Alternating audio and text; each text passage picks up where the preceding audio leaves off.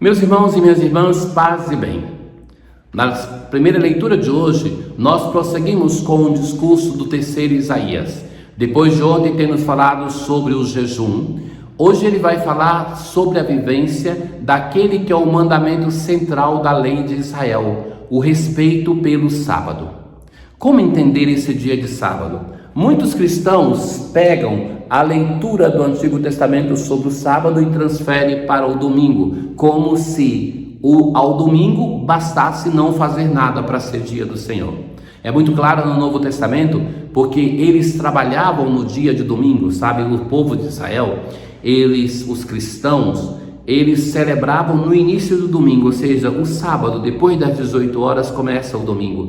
Então ali no entardecer do sábado, entre o sábado e domingo, início do domingo para eles celebravam a liturgia, porque no domingo era o primeiro dia ferial, era o primeiro dia de trabalho, eles não podiam se encontrar.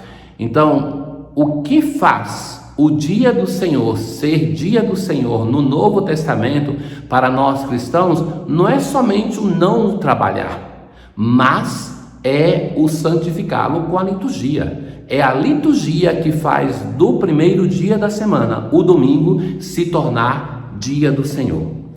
Então, continua o texto: se destruir os teus instrumentos de opressão e deixares os hábitos autoritários e a linguagem maldosa, se acolheres de coração aberto o indigente e prestares todo socorro ao necessitado, nascerá nas trevas a tua luz. O Senhor te conduzirá sempre, renovará o vigor do teu corpo. Serás chamado reconstrutor de ruínas. Se não puseres o pé fora de casa no sábado, nem tratares de negócios em meu dia santo, se considerares o sábado teu dia favorito e dia glorioso consagrado ao Senhor, desfrutará a herança de Jacó, teu pai. Então, qual é o problema que o Senhor está dizendo na prática de sábado?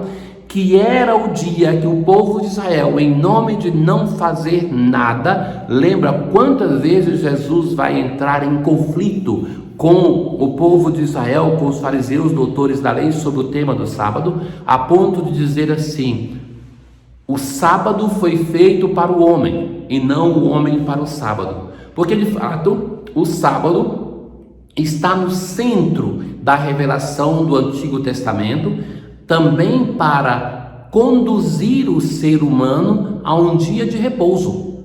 Então Deus criou o mundo em 6 dias e no 7º descansou.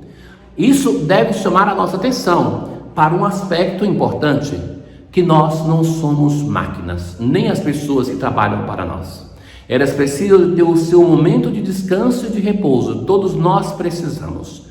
A crise de burnout, de pessoas que trabalham, sempre pensando que precisam trabalhar mais, é sempre mais presente na nossa sociedade.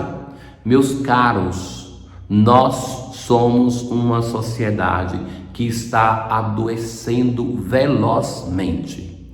Então, o sábado colocava um limite para o povo de Israel.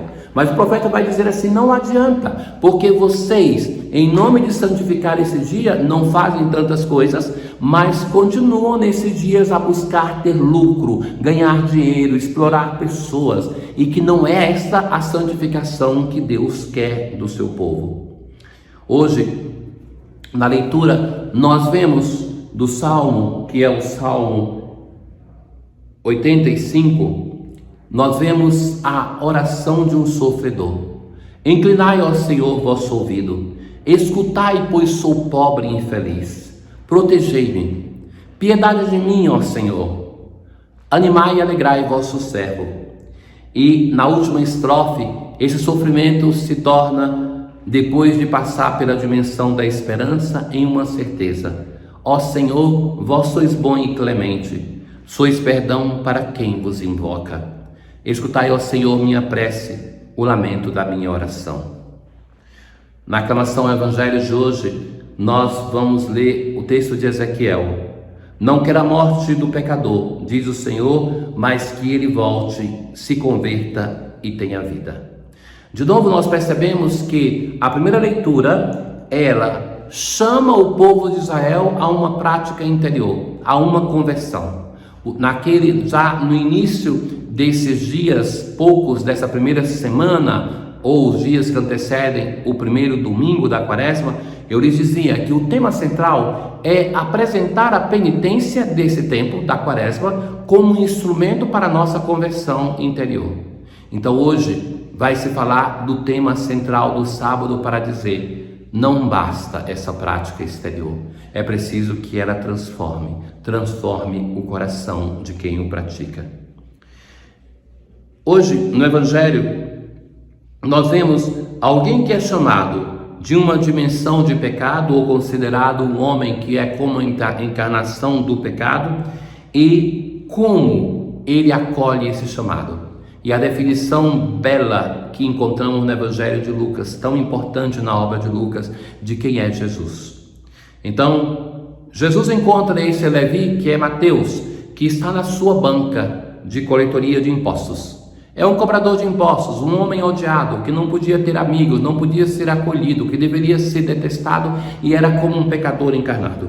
Ninguém de nós gosta de cobrador de impostos, e ainda mais esses que eram do opressor do Império Romano e que se enriqueciam de modo desmesurado. Então Jesus passa por ele e diz: somente segue-me, não tem outra coisa. Jesus não explica seguir para quê, se vai ganhar, venha, não. E esse homem que tinha ali tanta coisa, deixou tudo, levantou-se e o seguiu. Deixou tudo, deixou ali todo o dinheiro, tudo aquilo que estava ali naquela mesa, deixou tudo. E lembra que Jesus no Evangelho vai dizer assim, que alguém que Jesus chama e pede para ir se despedir de seus pais, Jesus não permite. Então, hoje no Evangelho nós vemos o contrário, que Levi vai na sua casa para se despedir dos seus, prepara um banquete para Jesus, Jesus vai ali. Então existem essas expressões de Jesus que são exageradas para mostrar a seriedade do convite. Este homem, diante de uma expressão segue-me, ele já aceita, mas Jesus não só permite para ele ir na sua casa, mas vai junto.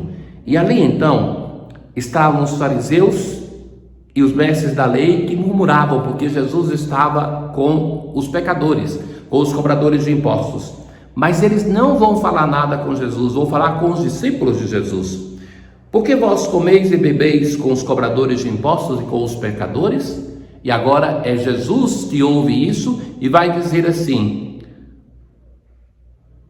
o que são sadios não precisam de médico, mas sim os que estão doentes.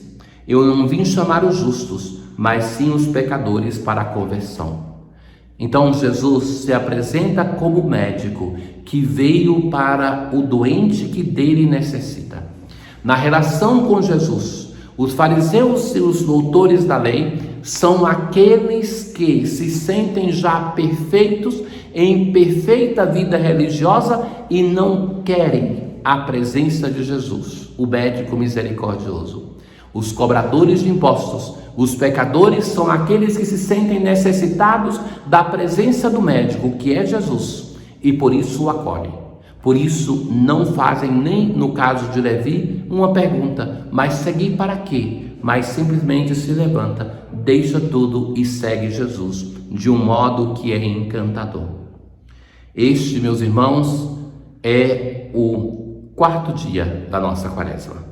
Esse sábado, que é o primeiro sábado, nós sempre na memória de que o sábado nos recorda a Mãe de Deus, nós somos chamados a darmos atenção de novo às nossas práticas religiosas. Vejam que desde a quarta-feira de cinzas, o Senhor não está nos dizendo de adotar uma prática religiosa, mas está dizendo de que a nós que já praticamos, a esmola, o jejum e a oração, a nós que praticamos o dia santo do Senhor, para nós o domingo, o como nós santificamos esse dia. Senão se torna para nós somente uma prática externa. Voltemos ao Senhor, voltemos para purificar o nosso coração. Oremos. Ó Deus eterno e todo-poderoso, olhai com bondade a nossa fraqueza e estendei para proteger-nos a vossa mão poderosa. Somos fracos, mas confiamos no Senhor e queremos fazer um caminho de conversão. Ele não nos abandona. Tenha um bom dia. O Senhor esteja convosco, Ele está no meio de nós. Abençoe-vos o Deus Todo-Poderoso, o Pai, o Filho e o Espírito Santo. Paz.